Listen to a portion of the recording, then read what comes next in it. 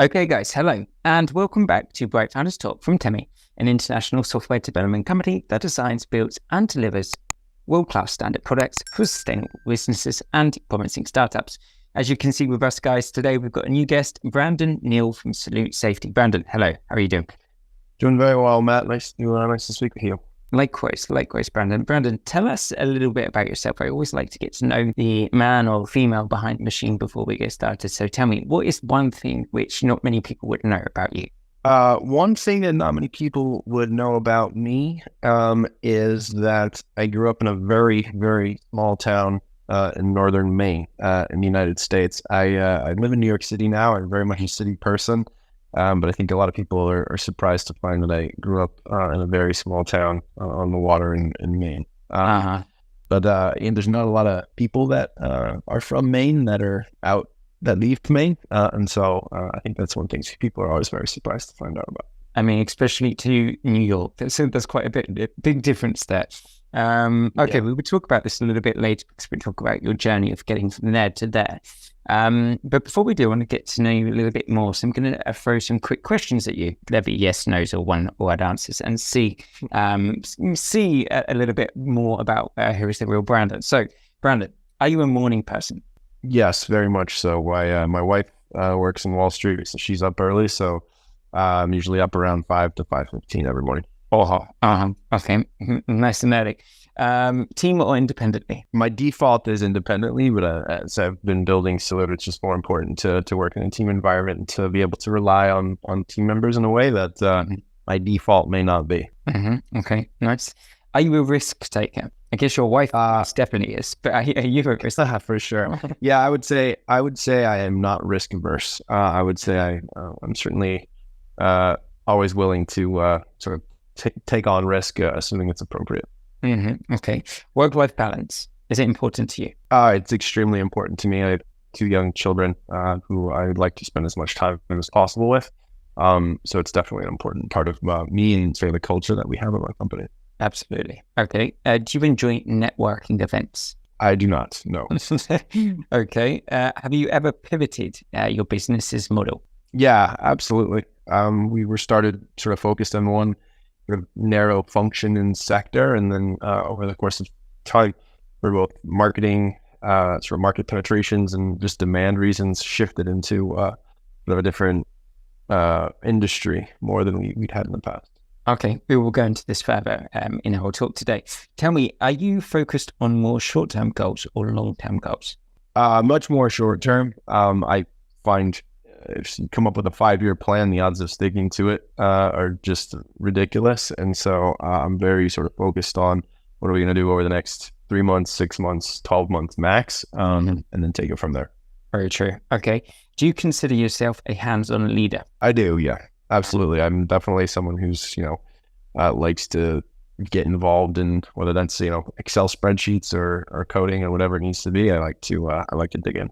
Nice. I hate Excel spreadsheets. There's nothing in this world which I hate more than a spreadsheet. Okay, tell me, public speaking, do you enjoy? I do. I have no problem, whether it's giving a speech at a wedding or a presentation in front of a large audience. It's something I've had to work on, and I worked on a lot in my career as a consultant, but it's not something that scares me at all. It's something I enjoy. Okay. And last question, are you happy with this year's success so far at Salute? I am, so far. It's been a tough macro environment for some of our industries, particularly in the life sciences space, with interest rates being so high. But overall, I think we've done well. Okay, cool. Branden, let's start for our audience, just so they can get to know what is Salute and all about everything that you're doing a little bit more. Just in a few sentences, round up, what is it you do there at Salute? Yeah, so Salute is a management platform for safety professionals. So if you think about an accountant who uses QuickBooks, or a sales professional who's using HubSpot or Salesforce, we are that tool for safety professionals. So all of their workflows come to our platform. If people who need access to safety information or report a safety event, all that goes and flows through our platform. So our clients very much think if anyone in the organization has a safety concern or an issue or a workflow, it all flows through our platform. What sets Salute apart from the competitors out there? I think the 2 biggest things that set us apart are, one, the quality of our technology, and that may seem odd, but many of the technology platforms in this space were developed in sort of the late 90s, early 2000s. And so a lot of people that switch over to Salute are switching from, a glorified Access database to a modern platform that just looks and feels very different, right? If someone's on their iPhone all day and then they have to go to work and use a system that looks like it was built in 1995, they're not going to be happy about that. And so I think the quality of our tech, the speed of our platform is something we hang our hat on. And the second piece is really analytics. We have an embedded analytics platform that is kind of industry leading, I think, relative to what we see in the market. It really allows our clients to actually do a lot with their data that they've never, getting them away from those Excel spreadsheets and the pivot tables and within 2 clicks, being able to get the kind of information they need. I mean, Branden, let's go right back to the beginning. How did it all begin? And where did this idea come from? Yeah, so I worked with a group at Weill Cornell Medicine, which is a large research organization here in New York City. They had a EHS internal system that they had built out. And as I was talking with the CFO and others about, hey, is there any assets that they could turn into, an outside for-profit business from this nonprofit medical center, they said, hey, we have this nascent technology that people keep asking us about. And so, I worked with them and we took it again from an internal system, put it in the cloud, AWS, et cetera, and scaled it up from there. And it was really all about for me, let's not try to find something and create the demand. Let's look at something where people are already asking, hey, can we have that? And so that's sort of the genesis. And so I'm the co-founder of the business with Weill Cornell Medicine, which is a research center, like I said, here in New York City. But it was more about there's a live need that we're trying to solve here, and the existing solutions in the market were just sort of subpar. So that's really the very beginning of the story. Tell me a little bit more about that MVP. How did the first MVP look? Were you impressed and proud of your MVP? So I hear a lot of time from our speakers on the show that they say if you're proud and like your MVP, you probably took too long to go to market. What do you think? Yeah, and I agree with that sentiment. I wouldn't say we're proud, and part of me is that is maybe my personality, where even to this day, I think there's always something more we want to do. But I think, we definitely, we probably mapped it out too much, tried to get sort of a fully baked product in front of our initial users in a way that if we had been willing to take a bit more risk and get their feedback, we would have done it faster, done it cheaper, and probably done it better initially if we'd sort of released our MVP earlier. But, it's certainly the learnings that we've taken away from that has really allowed us to sort of change how we think about product development and how we think about releasing new parts of our platform. And so, it's a gift and a curse, but I think we're in a good place now. Absolutely. You said at the beginning, when I asked you questions, the quick questions, you said at the beginning about you are happy with this year's success so far. So we are in August now. What's that, 8 months?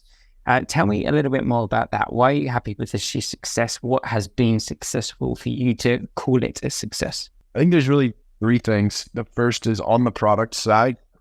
We've really spent a lot of time putting as much power in the hands of our customers as possible. So oftentimes with systems that are sort of, specific like ours, anytime a customer says, hey, I want to change X, Y, and Z, they have to come to us and we have to change it. We spent a lot of time sort of basically making the admins at our customers very powerful. They can manipulate and modify the systems in ways that is sort of different than a lot of the other platforms out there. That also reduces the need for our team to spend time on it, right? Whether it's developer hours, whether it's customer success team, that has been a massive impact, and it's allowed us to create scale, right? The less time we have to spend with each customer, and of course we want to spend time and keep them happy, but the less time we spend with them doing those little things that they can do themselves, the more scale we can create within our model. And so that was the big thing. And then secondly, even though, like I said, interest rates are high and life sciences as an industry is facing a lot of challenges, we've added a sort of double digits number of clients in the life sciences space. And that just goes to show that there is a need for what we do in sort of a lab research setting. And we've been really excited about that. And so, we hope that and expect that will continue over the rest of the year. We're pretty happy with where we are. what has been the most challenging part of your year so far? The most challenging part of our year has been related to probably just the overall conversion of some legacy clients that we, bigger clients that we thought we, were in with and we thought it was going to go well. The big contracts that we're not clients yet, but people that we sort of had agreements with, we're working through the legal piece. And then again, for macro environment reasons, they got their departmental funding pulled, or they just backed away from it entirely, or the person who was leading the effort got fired. We've had a few of those situations this year that's like really tough to swallow. And it's like, if you spend all this time bringing this client right to the finish line and all of a sudden it gets ripped out from under you, it doesn't feel good, and it's always tough. But the thing we do have is a very resilient team who's like, takes the loss, feels it, and then sort of, puts it behind them and moves on. And that's, I think, really, really important when you're in a sales and development function, is to be able to just say, yep, great, got it. Let's learn from it and move on. But so that's been the most challenging part of this year. But hopefully, knock on wood, we won't have too many more of those in the coming months. How do you build that? You said that the resilient team. How do you build a resilient team? How do you train them to be more resilient? Or is it they already come resilient? A combination of the two. I think typically when we hire, we look very specifically for people with strong, what I would call intellectual horsepower. They don't need a specific skill set. They don't need to be able to use a specific platform. Smart people can learn that stuff. And so we typically try to find people who are intellectually curious, who want to work hard, and then we can kind of push them into the right and train them up on certain things as they need. I think the biggest thing for creating resiliency is ultimately just giving people as much responsibility as they can handle, and even going a little bit beyond. So if you're asking someone to say, hey, I know you're doing well here, but like, why don't you take on a little bit more? That helps them grow as a person, and that just creates sort of their, mental, like I say, horsepower to be able to take on new challenges. And so that's certainly something we think about a lot with our teams. How can we constantly be putting our team in situations that may be a little bit uncomfortable, but ultimately create growth opportunities for them? Amazing. Okay. I want to know more about your personal history as well and your background. Tell me, were you always dreaming of becoming an entrepreneur? Was this something that you always had in mind? Not necessarily. I guess from an early age, I've always kind of worked, and whether that was when I was very, very young. Like I said, I grew up in rural Maine. My mom was a physician, and my brother and I used to make jewelry and sell it in her office for the women patients who would come in. So I guess I always kind of had that desire to kind of do something, create something, and do that. My career kind of took out of college or university, went into consulting. And there I kind of learned the trade of business. How do you do modeling? How do you do all these various different things?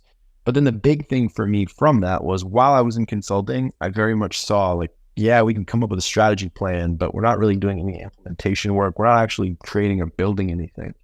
And so I think it was really that experience working in consulting where I said, you know what, I really want to get on the other side of this. I really want to be in a position where, I'm creating something, I'm responsible for the entire execution of an operation. And so while I probably always had it sort of in my brain as something that I wanted to do, it was really highlighted for me in the work I did when I used to work in consulting.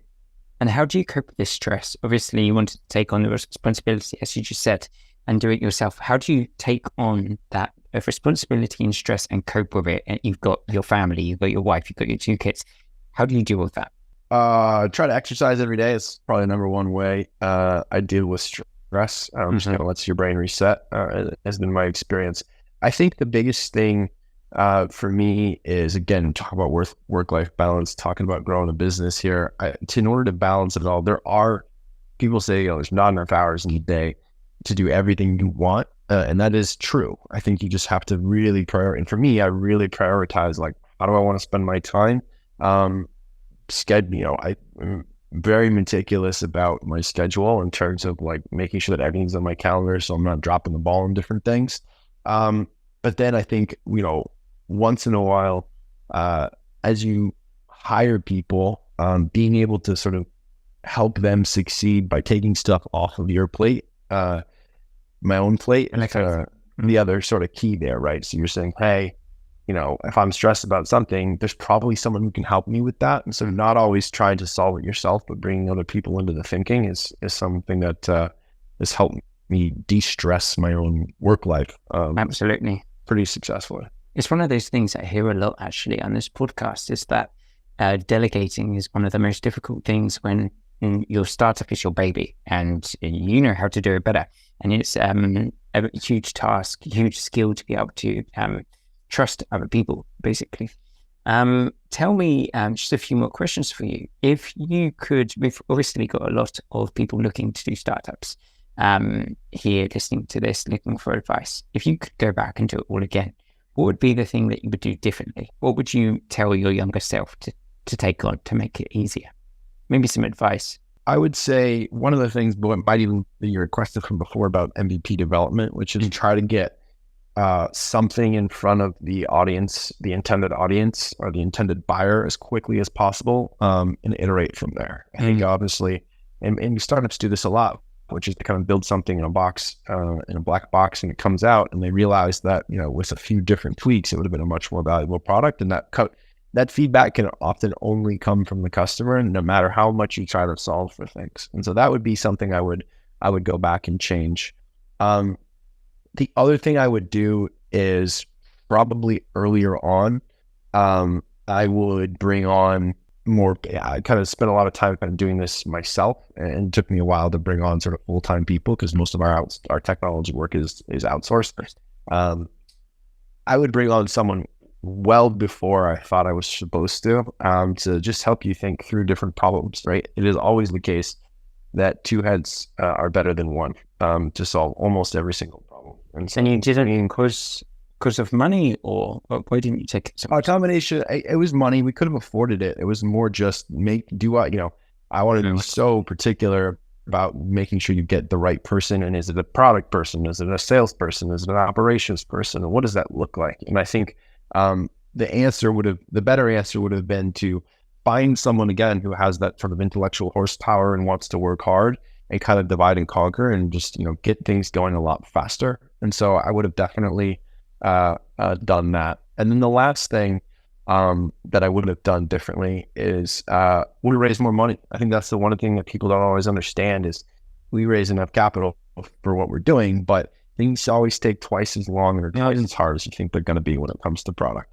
And so, don't be shy about, maybe giving up a little bit more to raise more capital than you think you need, because it'll, save you headaches down the road of having to potentially go back to capital markets. We are fine. We didn't actually have to do that, but there was a time there where we were kind of like, do we need to raise more capital? And it would have been a sort of suboptimal situation for all the people around the sort of equity holders at the time. And so we decided, let's just try to wing it. And we were successful there. But I think if I were to do it again, I would have raised with a lot bigger of a cushion than we're getting. Amazing advice. Tell me, Branden, last question for you. So obviously the listeners listening to our podcast, maybe this is the first time they've ever heard of Salute.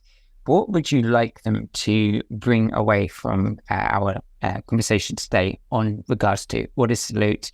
What can it offer? How can it differ for any other company out there? What would you like their lasting words to be remembered? I think the thing about Salute is people underinvest in safety. They underinvest because they think they can do everything on pen, paper, and Excel, or they can, just do it off the side of their desk.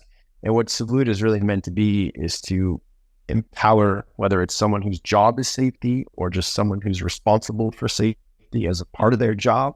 It's really meant to empower those people to create a safer working environment. And so in what they often don't get is sort of the budget from the CFO or others to actually take on a technology. And so that means they spend all their time in email and Excel. So I would think that the one thing I would want people to take away is, just like everyone else in the organization that is using technology to empower their own workflows, as a safety professional or as someone who's sort of learning about the space, technology can really improve not just the analytics, not just the safe working environment, but also just the day-to-day of the people that are using it. And so I would really want people to think about making the ask when they think, oh, should I keep doing it this way, or should I, potentially use your technology to help me solve some of these problems? Amazing. Thank you so much for coming on, Branden. It's been amazing to pick your brain. And I wish you and the company all the best in the future. And hopefully we'll speak in the near future, and the success will have kept on going as it has this year. All right. Awesome, Matt. Really appreciate speaking with you. Enjoy the rest